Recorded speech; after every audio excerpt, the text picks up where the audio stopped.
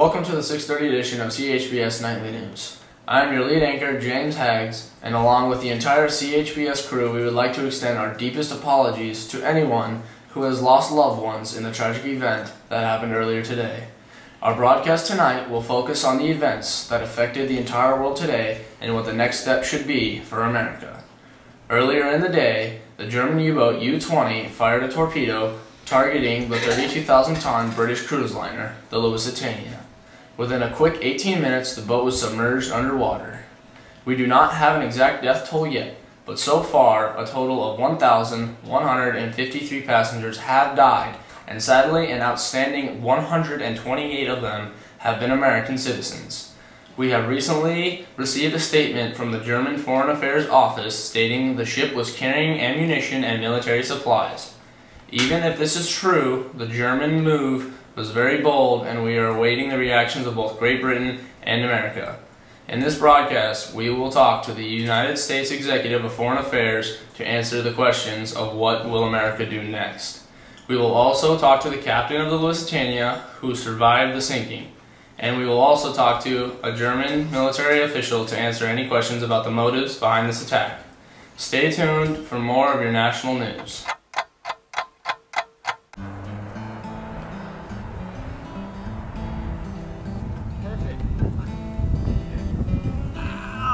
Good catch, Daniel! Dad, I caught the ball, but I think I cut my arm.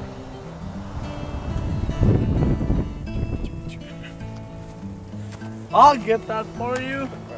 The nice high quality Band-Aid.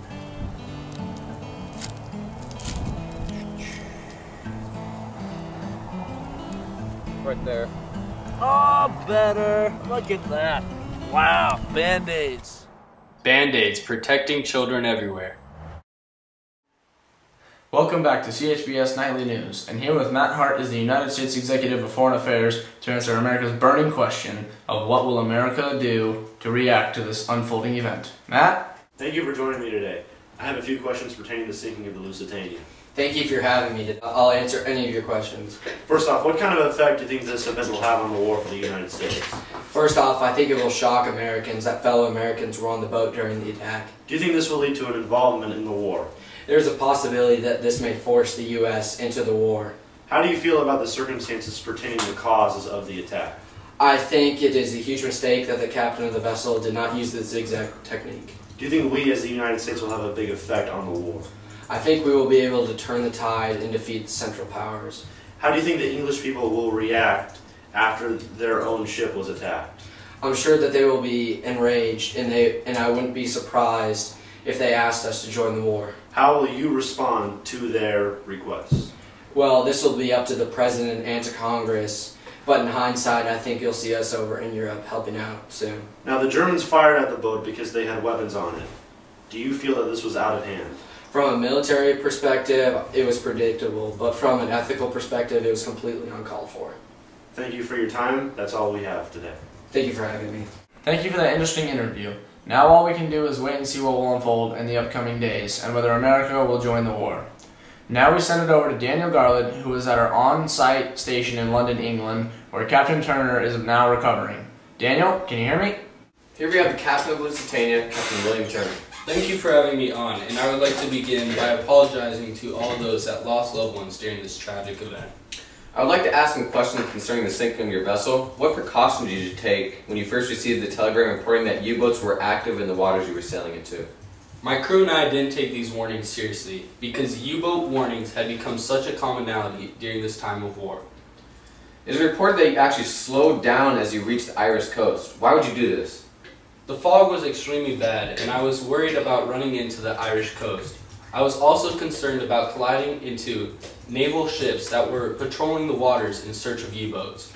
Another report says that you decided to ignore the tactic of zigzagging to avoid being spotted by other U-boats. Yes, I have been told that this tactic should have been used during the entire trip.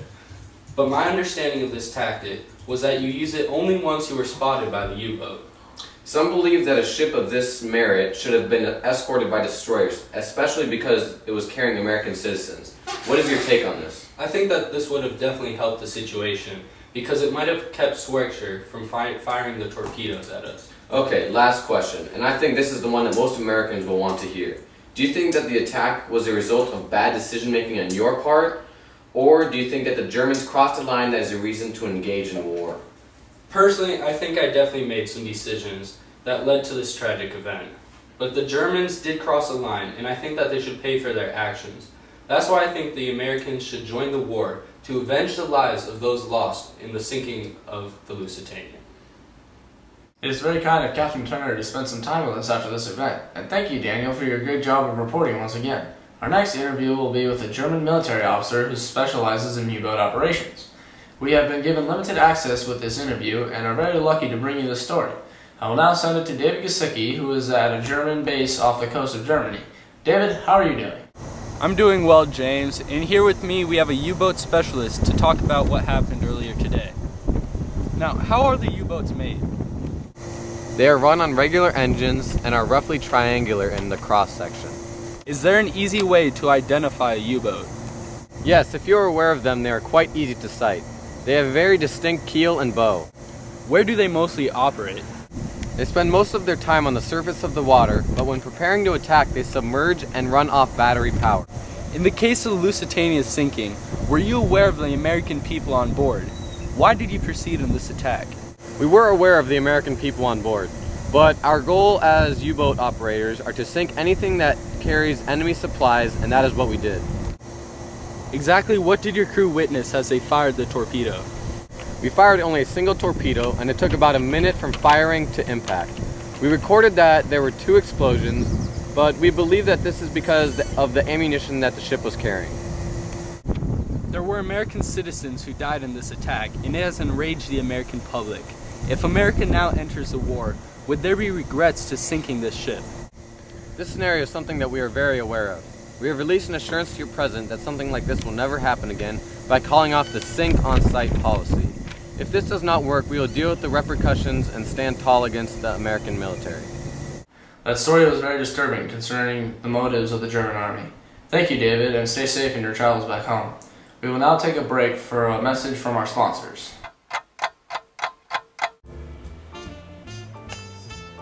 Nice job. Thanks, man. Dude, it's really hot out here. I know, it must be like 100. Probably. You got anything to drink? I'm really thirsty. Yeah, I got this new drink called Coca-Cola. It's pretty refreshing. Wow, Coca-Cola. Dang, what's it taste like, man? Can I try it? Yeah, it's great. It's only 5 cents. Really? Yeah. Wow, that's amazing. I just feel like all my thirst has just been quenched right there. Coca-Cola, the official drink of golfers everywhere. Welcome back to CHBS News. I am James Haggs, and we are going to take a break from the disturbing news of the Lusitania and send it to Matt Hart for the Daily Sports Report. The top sports story today is that George Herman Ruth, otherwise known as the Babe, made his Major League debut. Arriving in Boston earlier in the day from a trade from the Baltimore Orioles, he suited up for the Sox and held the Cleveland Indians to 5 hits in only 6 innings. In the 7th inning, he gave up 3 hits, which led to Cleveland tying the score. Boston would rally back to score 1 more run, winning the game 4-3, giving Ruth the win. On another note, Ty Cobb of the Detroit Tigers stole home for the 5th time this season.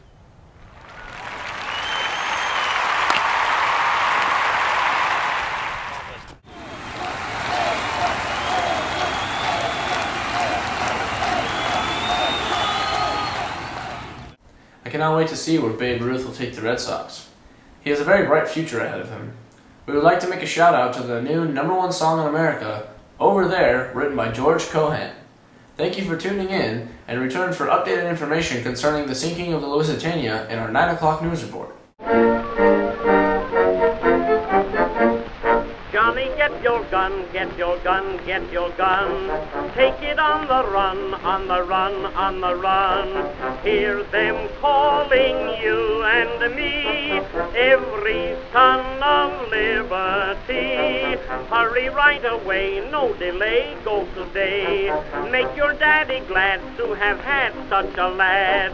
Tell your sweetheart not to pine, to be proud her boys.